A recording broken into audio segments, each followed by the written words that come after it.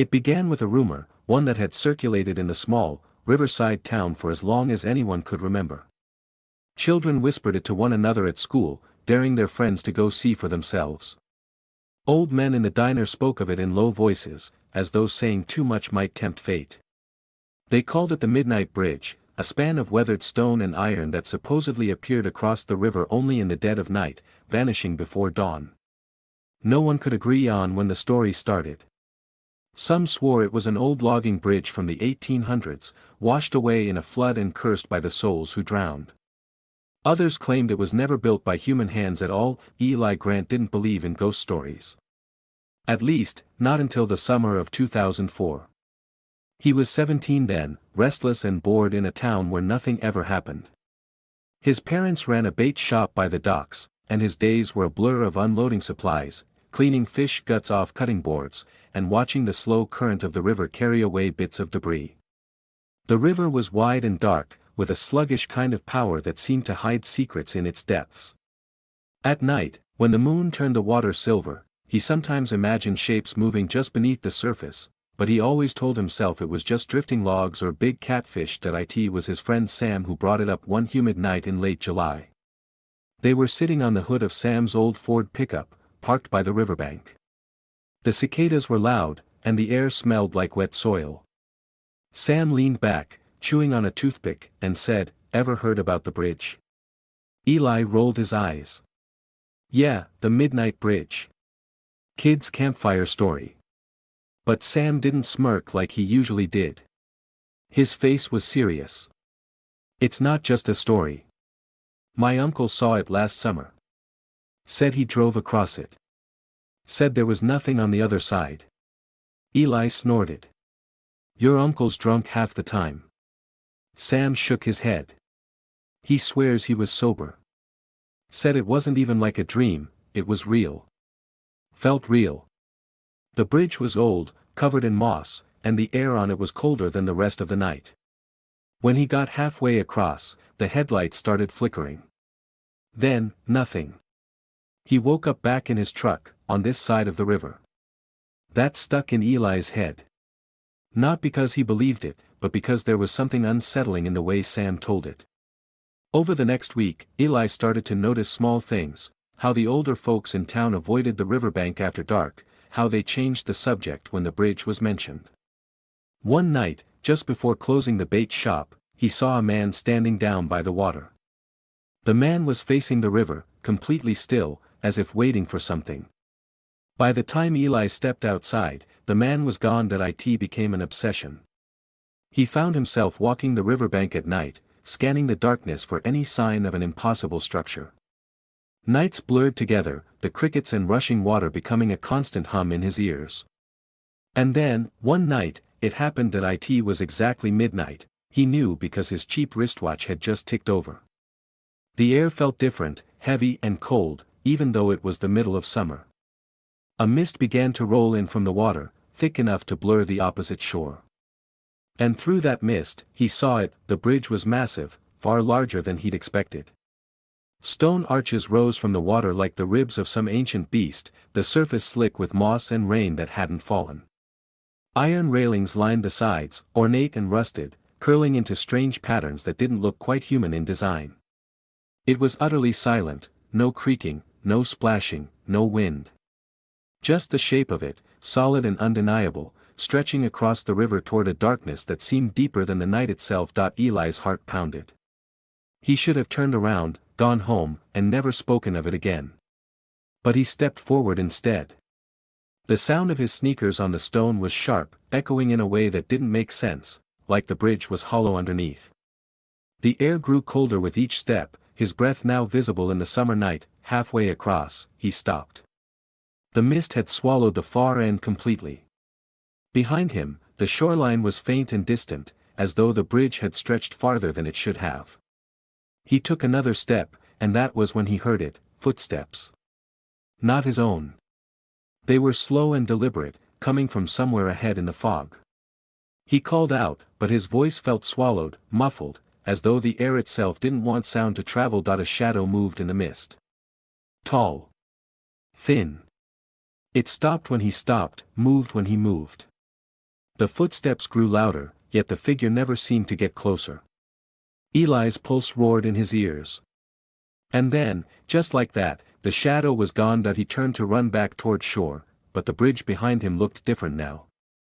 The iron railings were twisted, broken in places. The stone beneath his feet was cracked, with black water seeping through. Somewhere far below, something large moved with a slow, wet sound. The air smelled of rot. He ran, and he didn't stop until his sneakers hit solid dirt again. When he turned around, the bridge was gone. Just the river, calm and wide under the moonlight. Eli didn't tell anyone at first. He wanted to believe it was a hallucination brought on by lack of sleep. But he noticed changes in himself, dreams of the bridge almost every night, waking to find damp footprints on his bedroom floor, a faint ringing in his ears that came and went without warning. And sometimes, when he looked at the river, he thought he could see shapes moving just under the surface, pacing the shoreline as if waiting. One night, Sam showed up at his window, pale and shaking. "I saw it," he whispered. "I saw the bridge." His voice cracked. "And there was someone on it. They were calling my name." From then on, they tried to figure it out together. They took photographs of the river at night, but the pictures always came out wrong, blurry, warped, with shadows that didn't match reality. They marked the exact spot where Eli first saw it, only to find the shoreline subtly different each time, as if the land itself was shifting. The last time Eli saw Sam was in late August. Sam said he was going to wait for it, to cross it and see what was on the other side. Eli tried to stop him, but Sam just smiled in a way that didn't look like him anymore. That night, Eli dreamed of the bridge again. Only this time, Sam was standing in the middle of it, waving him forward. Sam never came home. The police searched the river, but there was no trace, not even his truck. People whispered that he'd just run away, but Eli knew better. Sometimes, on foggy nights, he swore he could hear footsteps in the distance, the sound echoing across water that should have been still, and sometimes, he hears his own name. After Sam vanished, Eli stopped going down to the river at night. He told himself it was for the best, that whatever was on that bridge wasn't meant for him. But the dreams didn't stop. In fact, they became sharper, more vivid, as if the bridge wasn't just appearing in his sleep but pulling him there. He'd wake up in the dark, heart pounding, with the taste of river water in his mouth and the faint sound of creaking iron fading from his ears. A month passed, then two. The search for Sam dwindled until it became nothing more than a few missing posters peeling in the sun. His parents never spoke of him, at least not to Eli, though he'd occasionally see Mrs. Turner standing by the waterline, her face turned toward the current as if expecting it to bring her son back. One particularly cold night in late October, Eli was locking up the bait shop when the mist rolled in faster than he'd ever seen. It came in thick waves, swallowing the street lamps and dampening every sound until the town seemed deserted. He should have gone straight home. Instead, he found himself drawn toward the dock, his sneakers whispering on the wet boards. The bridge was there. It didn't just appear, it formed, like stone rising from invisible depths, piece by piece.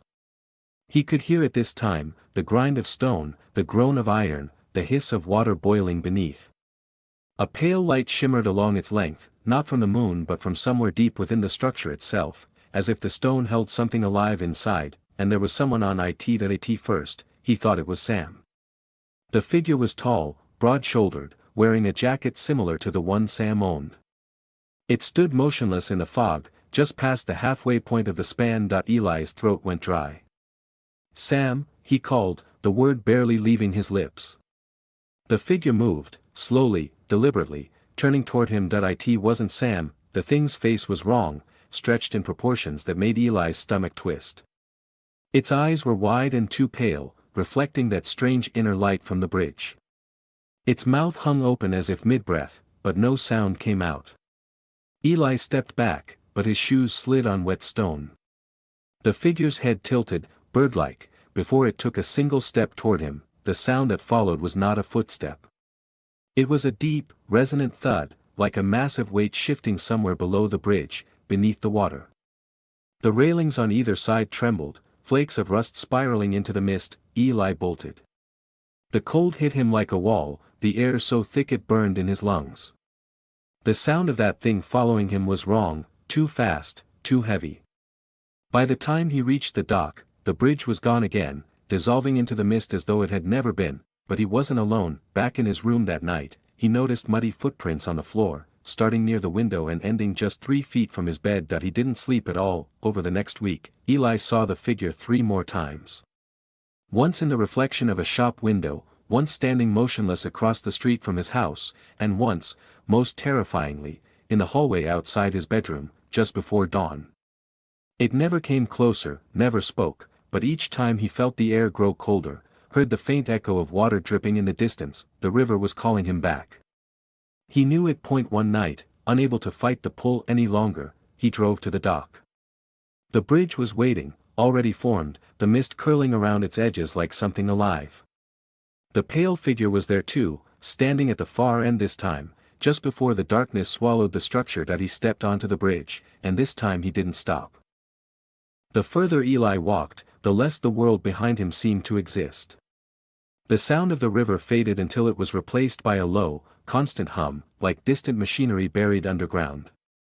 The fog thinned just enough for him to see the figure ahead, still waiting, its head tilted as though it was studying him. The bridge beneath his feet felt solid, yet wrong, like it wasn't made of stone or iron but something pretending to be. At certain spots, the surface pulsed faintly, as if it had a heartbeat. He told himself it was just his imagination, but his pace quickened. As he drew closer, the figure stepped backward into the darkness, always just out of reach. Eli followed. Something in his chest, curiosity, fear, or perhaps something the bridge itself had placed there, pushed him on, and then he saw the end of the bridge. It didn't meet the opposite shore as he'd always assumed. Instead, the arches descended into a vast black expanse where the water should have been, a chasm so deep it felt like staring into the night sky with no stars. The hum grew louder here, vibrating in his teeth, and the air smelled faintly of metal and decay. The figure stood at the edge, staring down. When Eli stopped a few feet away, it turned to him. Its mouth moved, but the words came from inside his head, cold and hollow. "You came." Eli's throat was dry. "Where's Sam?" The figure stepped aside, revealing the chasm below. Shapes moved in the blackness, slow, deliberate, impossibly large. At first he thought they were shadows, but then one rose closer, and he saw it was a face. Not human, not anything that belonged to the world he knew, but ancient and patient, with eyes like deep wells. "Everything that crosses stays," the voice said. "And everything that stays becomes part of the bridge." Eli's breath caught. In the shifting darkness, he saw them, figures half buried in the arches and railings, their faces twisted, eyes open but unblinking. One of them was Sam. His lips moved, forming Eli's name, but no sound came out. The bridge shuddered. The hum became a roar. The figure at the edge stepped closer to Eli, its pale eyes locking onto his. "It needs another," the voice said. "One must take his place." Cold fingers closed around his wrist. The skin was slick, almost wet, and impossibly strong. Eli pulled back, but the bridge seemed to lean toward him, each stone shifting subtly, urging him forward. Sam's eyes, desperate, pleading, met his one last time. Eli made his choice. He ran. The figure didn't follow. But the bridge did. The stones seemed to stretch beneath him, the arches bending forward, trying to close the distance. His lungs burned, the roar in his ears deafening, until suddenly his feet hit wood, the dock, the mist vanished. The bridge was gone. Eli collapsed to his knees, chest heaving, his skin clammy with sweat. The river was still and empty beneath the moonlight, as if nothing had happened. But when he looked at his wrist, he saw the mark